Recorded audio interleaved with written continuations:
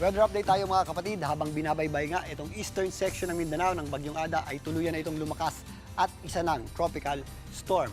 Ang Bagyong Ada po ay nabigyan ng international name na Nokain at ito po ay nasa tropical storm category nga na may taglay na lakas na hangin na nasa 65 kilometers per hour malapit sa kanyang gitna at kung minsan may mga pagbugso na yung umaabot sa 80 kilometers per hour. Ang Bagyong Ada ay huling namataan ng pag-asa sa layong 400 kilometers east ng Surigao City, dyan po sa may Surigao del Norte, nandito po yan sa dagat at patuloy na kumikilos pahilagang kanluran sa bilis na 15 kilometers per hour. Ang Bagyong Ada po inaasahan natin na pinakamalapit sa ating landmass o kalupaan sa darating na Biyernes hanggang Sabado. Yan po ay maaaring nandito na sa eastern section ng Visayas at eastern section ng Bicol Region. At sa darating na linggo naman, yan po ay mabagal na kikilos at maaaring nandito pa rin po yan sa eastern section ng Bicol Region.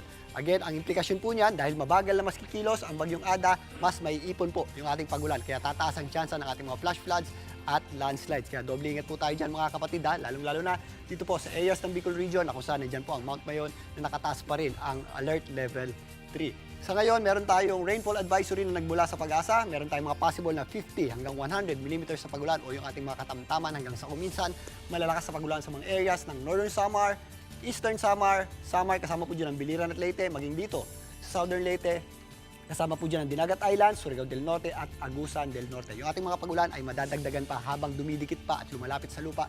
Ito pong Bagyong Ada. Samantalang, ang natitirang bahagi naman ng Eastern Visayas, malaking bahagi ng Central Visayas, kasama po dyan ang Cebu at Bohol.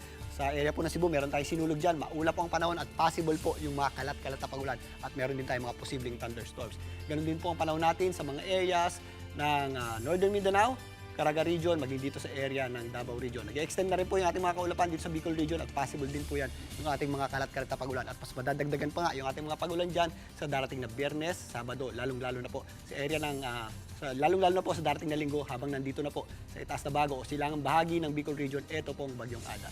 Dito naman sa Metro Manila, wala naman tayong nakikitang direktang epekto ang Bagyong Ada pero pinapalakas po niyan yung ating amihan o Northeast Monsoon. Kaya dito sa Metro Manila at mga karating lugar nito, kasama po dyan ang Calabarzon, mga kabundukan ng Cordillera, kasama na rin po dyan ang Baguio City. Mas maula po ang panahon natin at possible din po yung mga mahihinang pagulan.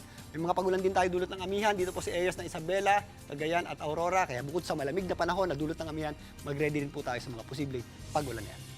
At yan muna latest sa ating ilagay na panahon. Muli ako po ang inyong weather frontliner, Alvin Pura, na lagi may panahon para sa iyo. Mga kapatid, Julius Babaw po. Para sa komprehensibo at makabuluhang balitaan at talakayan, mag-follow at mag-subscribe na sa social media pages ng News 5.